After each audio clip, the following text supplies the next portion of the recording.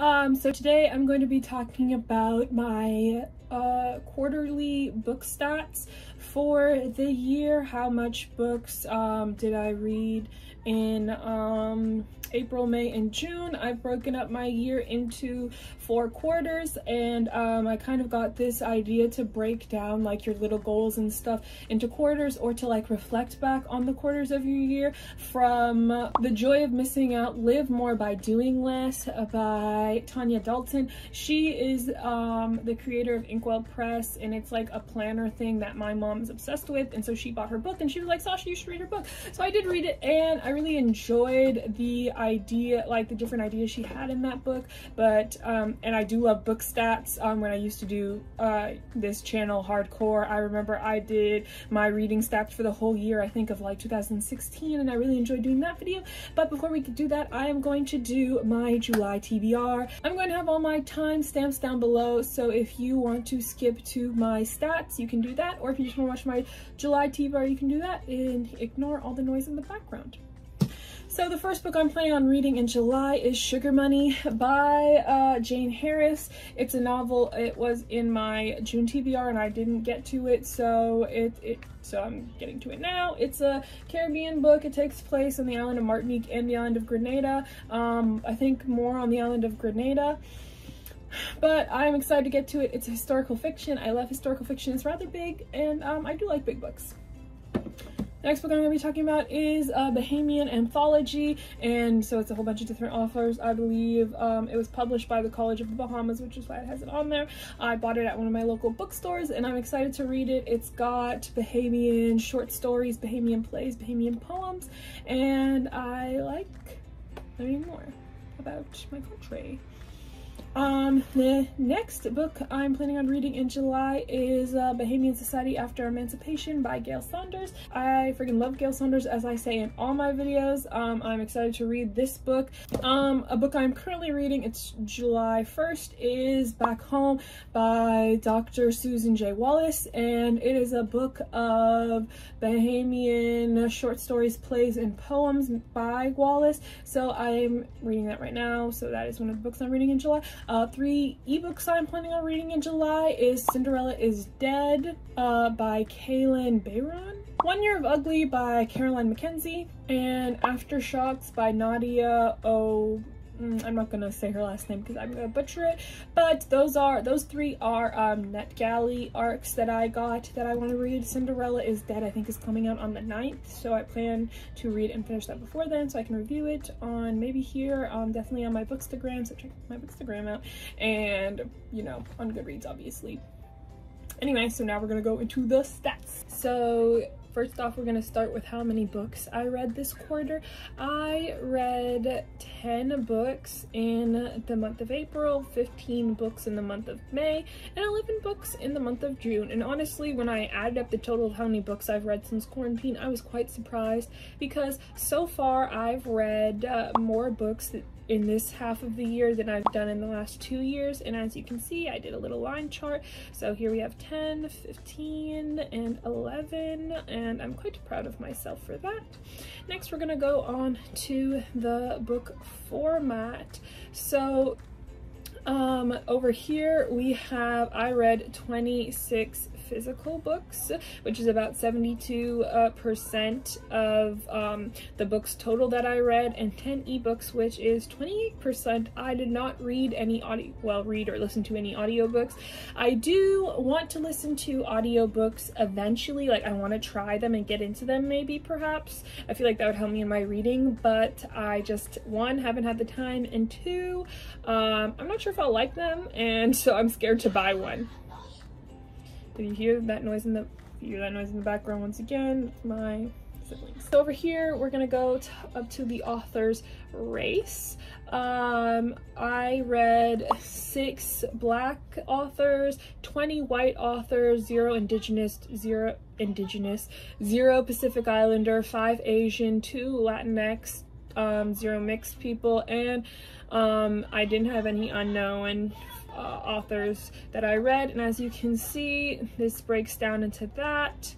For that, I'm a little low-key upset that I read that, but like I did spread out by reading a little bit more and read a little bit more diversely for this quarter, as I have like 20 white authors, so that means I only read 16 BIPOC authors, and that's upsetting to me a little bit, but that just means I can do better next quarter. Now we're gonna go into my genres read. Unfortunately, I had to lay it out like this because when I tried to like put them more stacked, it just wouldn't go into the graph very well. So over here, as you can see, I read 0 anthologies, but I'm reading some anthologies in June. I read 5 classics, which I didn't read like any super hard classics. It was more like, oh my god, it was more like children's classics. I read 8 contemporary books, which I was surprised at, because like, I mean, I don't really read contemporary like that. Well, I feel like I don't, but I guess I do. I read 0 dystopian, 2 fantasy, 1 graphic novel, 9 historical books, either straight up history books or historical fiction, 0 humor, 1 magical realism. Oh my god, nobody is dying. Please don't think that. They're just playing video games in the room right next to mine, and they can't shut up.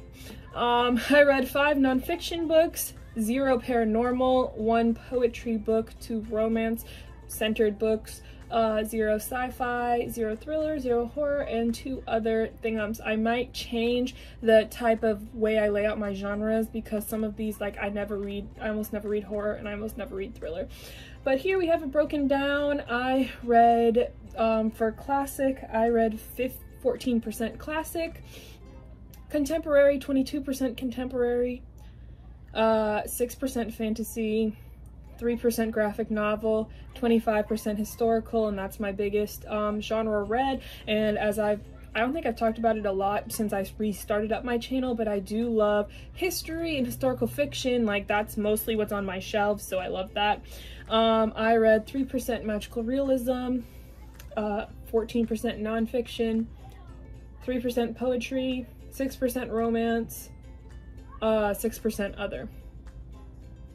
Now we're gonna go to the audience intended for the books I read.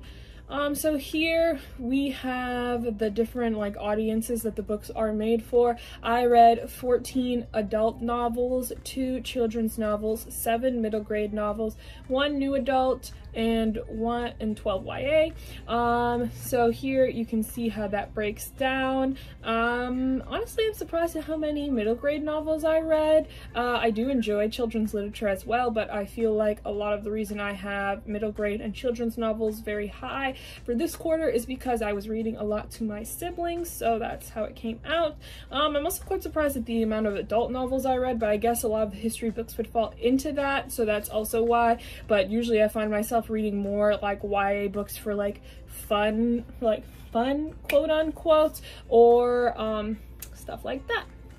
So now we're gonna go over here to star ranking. So it took me forever to freaking put this into a graph the way I wanted it to be, but I am pretty happy at the way it turned out. So DNF, we have 1 DNF, which I think actually counted that book as a book read, because it's counted as a book read on Goodreads, and why I left it marked as read on Goodreads is because I wanted to know that I like had picked it up before, because it wasn't a bad book, but it just wasn't a book for me in the frame of mind I'm in right now.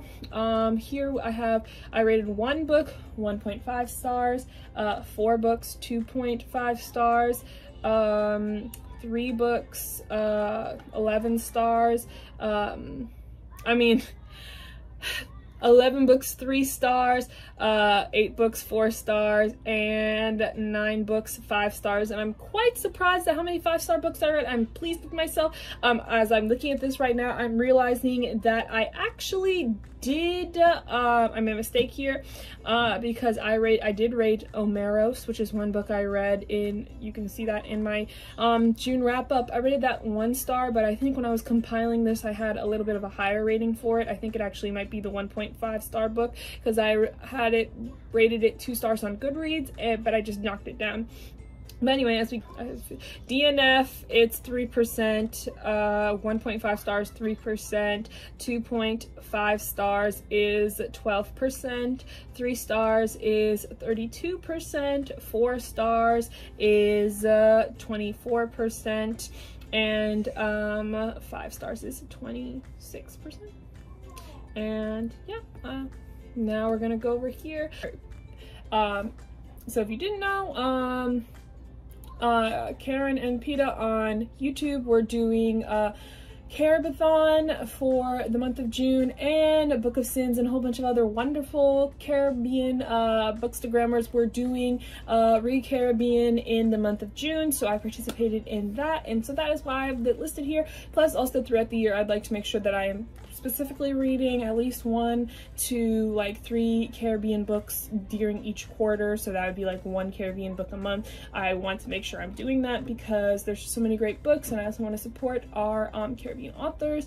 So yes, so back. So I read 10 Caribbean books and 26 non-Caribbean books, which I feel like is a pretty good balance for me, so I'm not mad at that at all. It could be a little bit higher, but I am not mad at that at all. And now for our total, we have 11 genres read through this quarter, 11 books bought. I did buy a good amount of books during this quarter, and I'm not mad at that at all, and I have read the majority of them so far. The ones I have not read yet are in my July TBR, which you will have seen earlier in this video. The amount of pages read was 9,803, and that's almost 10,000 pages, so like I'm pretty ecstatic at that, to be honest. And I read 36 books for the year, and I am pleased with that. Anyway, that's all for now. Thank you for checking out this video. If you made it this far, don't forget you're special and God loves you very much, and check out all my other videos. If you want to see me, well, I mean, I am going to continue to do this, so it doesn't even matter. But anyway,